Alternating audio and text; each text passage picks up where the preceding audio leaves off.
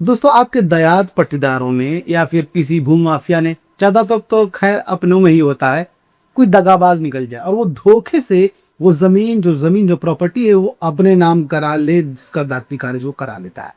यानी कि म्यूटेशन कराने के बाद वो ज़मीन उसके नाम पर हो जाती है।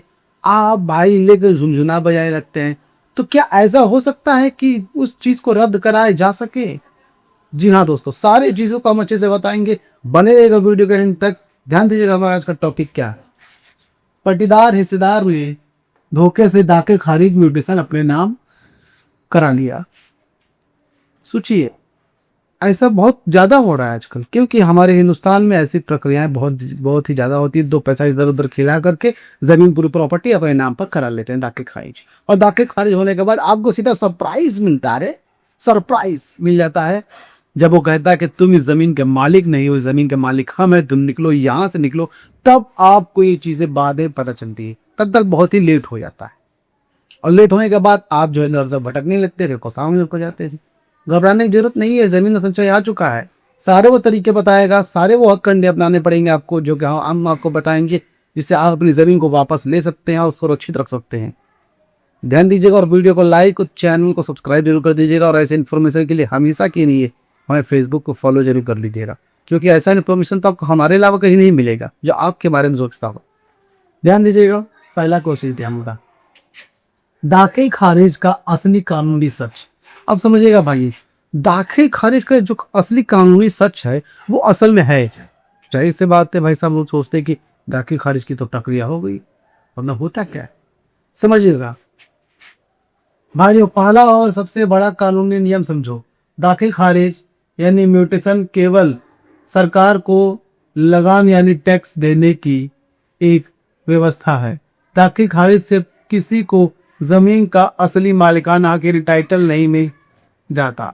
अगर किसी ने फर्जी कागज या झूठ बोलकर आपके हिस्से की जमीन अपने नाम चढ़ा ली है, तो कानून की नज़र में वह रसीद पूरी तरह अवैध और उसे रद्द कराया जा सकता है।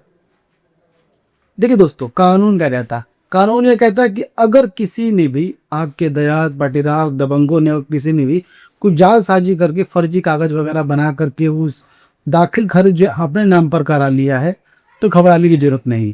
कानून में ऐसी प्रक्रिया है जिसे आप अपना करके उस रजिस्ट्री को, उस म्यूटेशन को आप कैंसिल करा सकते हैं, खारिज करा सकते हैं और अपना नाम वापस दर्ज करा सकते हैं, टाइटल सूट। सभी तरीके हैं, सभी जो कि मालिकाना कभी भी खत्म नहीं हो सकता आपका, ये समझ लीजिए आप। जब तक जमीन की सच्चाई है तो आपकी जो प्रॉपर्टी है आपसे कोई नहीं छीन सकता। आपका दादा हो, भाई हो, बेटा हो, कोई भी हो, या फिर खानदान में कोई भी हो, भले भूमाफिया कितना ही बड़ा 30 मार का क्यों ना हो, हमारे रहते तो आपकी जमीन कोई नहीं छीन सकता। हम सारे वो तरीके बताएंगे आपको। अगर कोई भी दिक्कत है, कोई परेशानी, आप हमें कमेंट कीजिए, बदले में हमारा व्हाट्सएप नंबर लीजिए।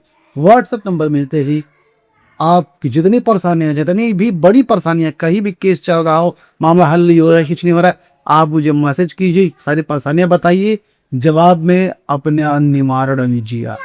हाँ, बदले में जो भी हमारी फीस है, छोटी मोटी, बहुत ही मामले से बहुत ही छोटी सी फीस है, जो कि 299 रुपये, वो आपको तय करना होगा। हमारी कंसल्टिंग फीस है। हाँ, उसके बदले आपको सारी हम प्रक्रियाएं बताएंगे जिससे आप अपनी जमीन को वापस पा पाएँ। यहाँ तक कि जो ड्राफ्ट वगैरह रेडी करना होगा, वो सारी चीज़ें हम ही रेडी करके आपको देंगे।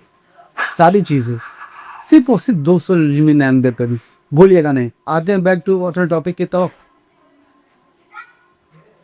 फर्जी दाखिल खारिज रद्द कराने की कानूनी प्रक्रिया, अब समझिएगा, जो काम हो रखा है उस फर्जी दाखिल खारिज की कानूनी प्रक्रिया को आप कैसे दूर कर सकते हैं, समझिएगा। आप ध्यान से सुनो, फर्जी रसीद कैसे कटेगी और आपका नाम कैसे चढ़ेगा।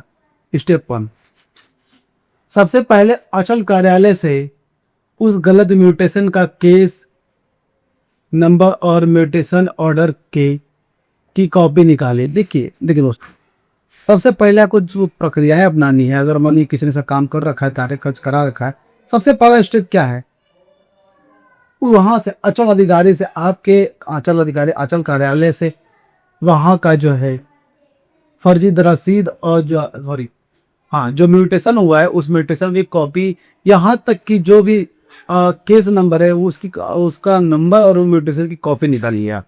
2 पैसा खर्चा करेंगे मिल जाएगा, आसान तरीके से भरवाने की बात नहीं, मिल जाएगा, उसकी कॉपी निकाल लीजिए। सेकंड स्टेप क्या है, सीओ के आदेश के खिलाफ डीसीएलआर कोर्ट या एसडीएम कोर्ट में म्यूटेशन अपील का खतियान दिखाएं। देखिए सीओ के आदेश के खिलाफ डीएसएलआर कोर्ट में या फिर एसडीएम कोर्ट में वो कॉपी दिखाएं, वो कॉपी दर्ज दिखाएं, म्यूटेशन अपील की खतियान दिखाएं, म्यूटेशन अपील की खतियान दिखाइएगा और बताइए कि ये ऐसा कैसे हो गया, मालिक किधर है और कोई भी आया गया 2 कौड़ी का इंसान आ करके वो अपने नाम पर करा ले रहा है, ऐसे कैसे होता है। जो कि आदेश तुरंत रद्द हो जाएगा वहां से और सीओ को आदेश देगा कि रसीद वापस करके नाम से काटी जाए। देखिए और सीओ को आदेश ये देगा, एसडी या डीएसएलआर कोर्ट जो है, जो भी यहाँ अपील करना चाहे आप, वो ये आदेश देगा सीओ की तुरंत उस पुराने वाले मामले को रद्द करके जो कि असल मालिक है इनके नाम से रसीद काटी जाए और उनके नाम से रसीद कटनी चालू भी हो जाए। तो घबराने की जरूरत नहीं है, सारी प्रक्रियाएं हम करवा देंगे आपके लिए, सारी प्रक्रियाएं आवेदन पिटीशन वगैरह सब आपको लिख करके दे देंगे, कोई टेंशन लेना है, भूलिएगा नहीं, जमीन का सच्चा है। आगे बढ़ते हैं, डिजिटल सर्वे में फर्जी रसीद का क्या होगा।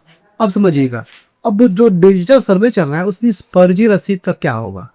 इस फर्जी रसीद की वजह से मामला ज़्यादा परेशान हो रहा है, गलत दिक्कतें हो रही, उस फर्जी रसीद से क्या हो समझिएगा। अब बहुत भाइयों का सवाल होता है कि गांव में तो डिजिटल सर्वे की टीम आ गई है, अब क्या करें। आप समझिएगा, बहुत लोग ये सोचते हैं कि भाई अब हम क्या करें, क्योंकि गांव में तो डिजिटल सर्वे की टीम आ चुकी है, वो सर्वे वगैरह कर रही है, अब मामला कहीं गड़बड़ हो गया तो फिर हम जमीन अपने हाथ से धो देंगे।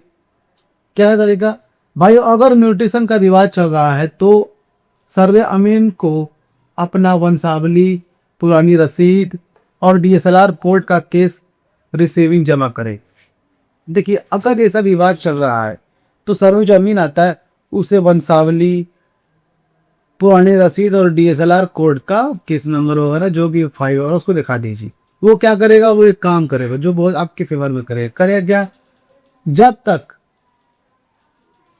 तक कोर्ट से ये फैसला नहीं आता तब तक अमीन पट्टीदार के अकेले के नाम पर खतियान नहीं बना सकता, और जब तक कोर्ट में फैसला चलेगा और जब तक वहां से कुछ आदेश नहीं आ जाता किसी के भी पक्ष में, तब तक क्या करेगा अमीन, जो आपका पट्टीदार है जिसने वो जमीन को हड़प रखा है, अपने नाम पर म्यूटेशन करा रखा है, उसके नाम पर खतियान नहीं कहेगा, कभी भी उसके नाम पर खतियान नहीं बनाएगा लास्ट से, ये समझ लीजिए।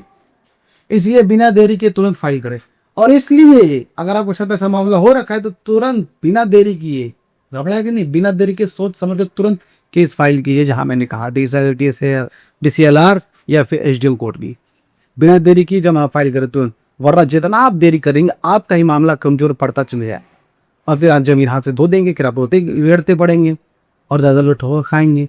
इसलिए सही वक्त पर सही कदम उठाना बहुत जरूरी है। अब समझिए, अगर आप इस टॉपिक से रिलेट करते हैं या फिर आपका कोई भी मामला है प्रॉपर्टी से रिलेटेड, ज़मीनी मामला, किसी भी तरह का मामला है, चाहे कोई भी मामला है, ज़मीन का है नहीं, कोई भी मामला है आपका, तो आप हमसे कॉन्टेक्ट कीजिए। अब हम सही सलाह देंगे, सही गाइडेंस देंगे, सही डॉक्यूमेंट भी रेडी करके देंगे, यहाँ तक कि आगे कैसे केस चलेगा उसकी भी सही स्ट्रेटेजी बना करके आप पहुँच देंगे। सिर्फ और सिर्फ हमारी जो फीस है वो आपको देनी होगी, जो कि बहुत ही छोटी सी फीस है, 299 रुपये। वो पे करने के बाद आप सारी सुविधाएं हमसे आप ले सकते हैं। जाहिर सी बात, आप कहीं भी जाएंगे तो आपको मोटी फीस देनी होगी, हालांकि हमारे सिर्फ 299 रुपये, कुछ नहीं उसके अलावा। और ये बात समझ लीजिए कि अगर कोई कहता है कि हम ये कर देंगे वो कर देंगे, मत सोचो, टेंशन लीजिए, कमेंट कीजिए, हम हैं आपके लिए। व्हाट्सएप नंबर लीजिए, हमारा सारी प्रक्रिया क्लियर हो जाएगी। अगर आप फेसबुक पे देख रहे हैं तो फेसबुक पे मेरा नंबर लगा हुआ है ऑलरेडी, कई सारे पोस्ट में, वहाँ से आप ले सकते हैं, अगर आप उनसे कमेंट करके ले सकते हैं। और समझिए दोस्तों, आपको ये वीडियो कैसा लगा? अगर आपको ये वीडियो अच्छा लगा तो वीडियो को लाइक कीजिए, चैनल को सब्सक्राइब कीजिए और इस वीडियो को ज़्यादा से ज़्यादा लोगों तक शेयर कीजिए, ताकि सभी लोग यह बात पता चल सके कि ज़मीन की सच्चाई कभी भी किसी के साथ धोखा नहीं होने देगा, किसी के साथ नाइंसाफ़ी नहीं होने देगा। ये बातें सबको पता होनी जरूरी है।